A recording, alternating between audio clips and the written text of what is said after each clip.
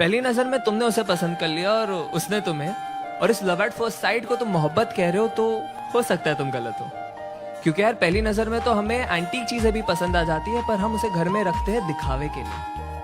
बस क्योंकि देर रात तक तुम दोनों ढेर सारी बातें करते हो और इसे तुम मोहब्बत समझते हो, तो हो सकता है तुम गलत हो। क्योंकि यार अकेलेपन के मारे तो दो अनजान मुसाफिर भी एक दूसरे से बात कर ही लेते हैं। अरे अगर किसी लड़की को देख के वो तुम्हारा हाथ पकड़ लेती है और किसी लड़के को देख के तुम उसका, और इस क्यूट जेलसी को तुम मोहब्बत कह रहे हो, तो हो सकता है तुम गलत हो। क्योंकि यार परिंदों को पकड़ा जाता है पिंजरों में कैद करने के लिए, उन्हें आजाद करने के लिए नहीं। बस क्योंकि अब तुम दोनों एक दूसरे की बातों को समझ पा रहे हो और इसे तुम मोहब्बत कहते हो, तो हो सकता है तुम गलत हो।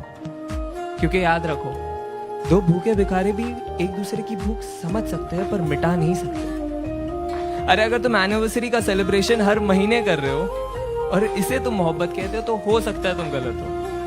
क्योंकि दास्तान इश्क को बयां करने के लिए साल का कोई नंबर नहीं चाहिए होता। अरे बस क्योंकि तुम उसके इंस्टा स्टोरीज का और वो तुम्हारे स्नैप स्टोरीज का हिस्सा बन चुकी है और इसे तुम मोहब्बत कह रहे हो, तो हो सकता है तुम गलत हो।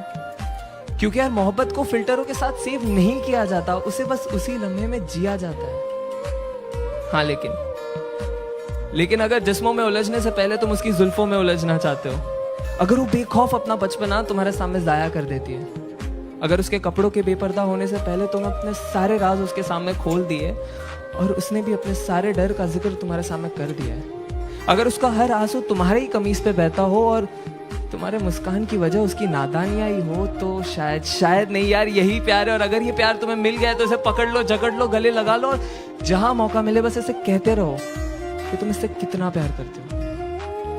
क्योंकि ऐसी मोहब्बत से मुलाकात होने में जिंदगी का एक काफी लंबा अरसा बीत जाता है।